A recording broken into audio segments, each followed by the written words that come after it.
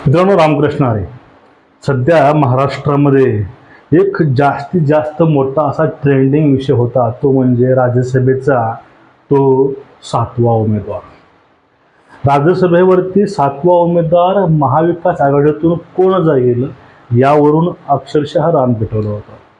पण शरद पवारांची साथ या ठिकाणी भाजपनं दिली आहे, किंवा भाजपनं मोठा गेम केला आहे की शरद पवारांनी कुठला डाव टाकला आहे, आपल्याला हेच या व्हिडिओत पाहायचं आहे. पण हा व्हिडिओ पवारांच्या समर्थकाच्या आणि महाविकास आघाडीच्या चाटोकारांच्या बुडाला आग लावणारा आहे. एक तुम्ही मित्रांनो, एक रिॲलिटी शो आहे टी व्हीवरती, हिंदीमध्ये पण आहे, मराठीमध्ये बी आहे आणि प्रत्येक लँग्वेजमध्ये आहे. तो म्हणजे बिग बॉस. बिग बॉसमध्ये एक कॅप्टन्सी म्हणून एक टास्क असतो. त्यामध्ये तो उमेदवार कॅप्टन होतो आणि तो घर सांभाळतो 7 दिवसासाठी, आणि तो घरातून बाहेर जाण्याच्या प्रक्रियेला तो त्या ठिकाणी वाचतो. मग तो कॅप्टन्सी टास्कमध्ये तो घरातील सदस्याला सांगतो की मी कसा लॉयल आहे, मी कसा चांगला आहे, मी कसा हे पद स्वीकारू शकतो. अगदी असंच ह्या राज्यसभेच्या एका खासदारकीच्या पदावरून, जागेवरून महाविकास आघाडीसुद्धा आपल्या परीनं हे पटवून द्यायचा प्रयत्न करत होते.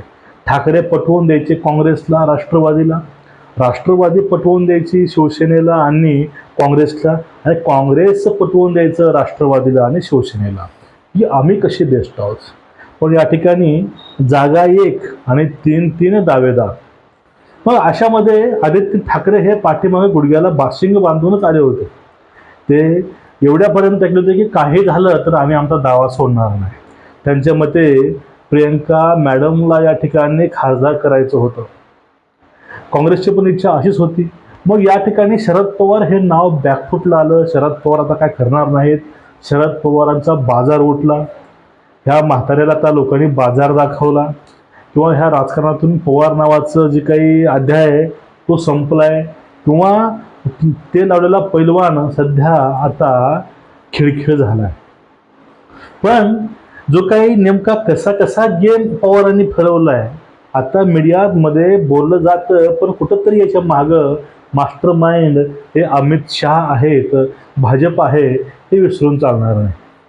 धुळेवडीच्या दिवशी जयंत पाटील आणि ताई हे उद्धव ठाकरेंकडे आले आणि माझे वडील म्हणजे आमचे पक्षप्रमुख शरद पवार साहेब कसे चांगले आहेत, बेटर आहेत, त्यांना चान्स द्या, नाहीतर पवार साहेब पूर्णपणे तुटतील, अशा अनेक गोष्टी सांगून त्या ठिकाणी उद्धव ठाकरे त्यांनी कन्व्हिन्स केलं. पण यांच्या गोष्टीला उद्धव ठाकरे कन्व्हिन्स होतील शंका 0% आहे. पण त्याच्या काही अटी होत्या की तुम्ही भाजपसोबत जाणार नाही, गॅरंटी काय, म्हणजे गॅरंटी मागायचं कामं हे उद्धव ठाकरे करत होता. मग या ठिकाणी हे सगळं जे समीकरण पाहिलं तर असं वाटायचं की या ठिकाणी कुणीही मागं हटणार नाही. पण या ठिकाणीच गेम हे अमित शहाच्या माध्यमातून या ठिकाणी होतं.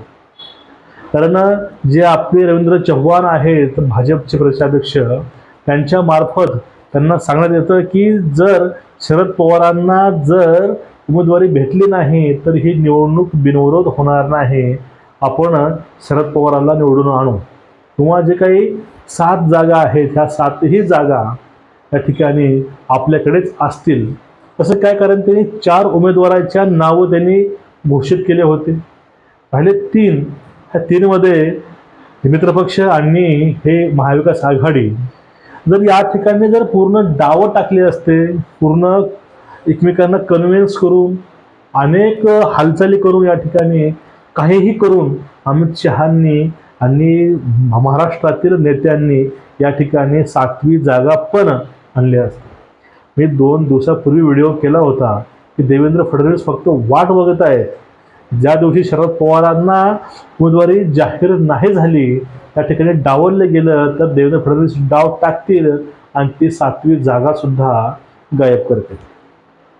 मग या ठिकाणी हीच गोष्ट ह्या मीडियामध्ये, मीडियाच्या माध्यमातून ह्या सगळ्या लोकांपर्यंत पोहोचवली, आणि यामध्ये जास्तीत जास्त ह्या गोष्टीला वारं घातलं गेलं ते म्हणजे राष्ट्रवादी काँग्रेसचे जे काही मीडिया सेल आहे, IT सेल आहेत, त्यांनी एक आतून अफवा पसरवली गेली. जर शरद पवारांना उमेदवारी भेटली नाही, जर शरद पवार जर खासदार झाले नाहीत तर निवडणुका ह्या बिनविरोध होणार नाहीत. या ठिकाणी अमित शहा काहीही करून या ठिकाणी शरद पवारांना भाजपच्या ताकदीवरती राज्यसभेवर पाठवतील. या फक्त एका नॅरेटिव्हनं किंवा ह्या सगळ्या चर्चेनं काँग्रेस आणि शिवसेना पूर्ण हादरली मित्रांनो. आणि हादरून त्यांना माहीत आहे, जर अमित शहा देवेंद्र फडणवीस ह्या दोघं तिघांच्या मनावर घेतलं तर ते काहीही करू शकतात. मग जर शरद पवारांना उमेदवारी आपण नाही दिली तर ती जागा आपली नसणार आहे. कारण सध्या देण्यासाठी सुद्धा महाराष्ट्रामध्ये काँग्रेस उरलं नाही असं मला वाटतं. मग या ठिकाणी आता एकतरी खासदार आपला जावा या भावनेतून या लोकांनी सध्या शरद पवारांना सपोर्ट केला आणि एक आट घातली की तुम्हाला आम्ही उभा करायला तयार आहे, पण तुम्ही भाजपमध्ये जाणार नाहीत, तुम्ही याची ग्वाही द्या. मग शरद पवारांनी सांगितले, आम्ही त्यांच्या जे काही आहेत शिष्टमंडळ त्याने सांगितलं की आम्ही त्या ठिकाणी भाजपसोबत जाणार नाही. मग त्यावेळेस राज्यसभेची उमेदवारी फायनली शरद पवारांच्या पदरामध्ये जाऊन पडली. पण राजकारणातील चाणक्य म्हणणारे पवार, राजकारणातील महामेरू म्हणा, काही म्हणा, काड्या करू, काही करू, पण पवारांचं जे नाव होतं हे नाव खऱ्या अर्थाने वाचवलंय ते म्हणजे अमित शहांनी, भाजपनं आणि महाराष्ट्र भाजपनं. त्यांचेच सोबती या ठिकाणी शरद पवारला डावलत होते, नकारत होते. पण एक राजकारणामधील एक वयस्कर माणूस आपली शेवटची इच्छा व्यक्त करतो. फक्त यामुळं म्हणा किंवा त्या ठिकाणी अमित शहांना किंवा भाजपला शरद पवारच सोयीस्कर वाटले होते. कारण काय, कारण राज्यसभेचं जे मनुष्यबळ आहे हे मनुष्यबळ सुद्धा आपल्याकडे स्ट्रॉंग होईल. या पुढचं काही जे आहे भविष्य हे बघून त्यांनी या ठिकाणी शरद पवारांना चूज केलं असावं. आता या ठिकाणी शरद पवारांना खासदार करावं असं नेमकं भाजपला का वाटलं असावं किंवा त्यांची भूमिका ही अशी का असावी तुम्ही कमेंटमध्ये सांगा. पण हा तेल लावलेला पैलवान शेवटी एवढं राजकारण करून ज्यांच्या विरोधामध्ये आतापर्यंत राजकारण केलं त्यांच्याशिवाय त्यांनाच घेऊन शेवटी त्यांचेच बोट धरून त्यांचंच हात धरून ही शेवटची राज्यसभा जी आहे ती उपभोगण्यासाठी ह्या राज्यसभेच्या सभागृहात जात आहे. शरद पवारांना स्पॉन्सर भाजपनं केलं आहे यामध्ये काहीही शंका नाही. आणि भाजपच्या निर्णयामुळं, भाजपच्या खेळीमुळं आज शरद पवार हे राज्यसभेवरती आपल्या आयुष्यातील शेवटची खासदारकीचे टर्म भोगण्यासाठी जाणार आहेत. हे काळ्यावरची पांढरी रेघ आहे. पण मित्रांनो, इकडे तुमचं ह्या सगळ्या प्रकरणावरती मत काय आहे नक्कीच व्यक्त व्हायला विसरू नका. भरभरून व्यक्त व्हा. व्हिडिओ शेअर करा, चॅनलला सबस्क्राईब करा. नमस्कार, रामकृष्ण हरी.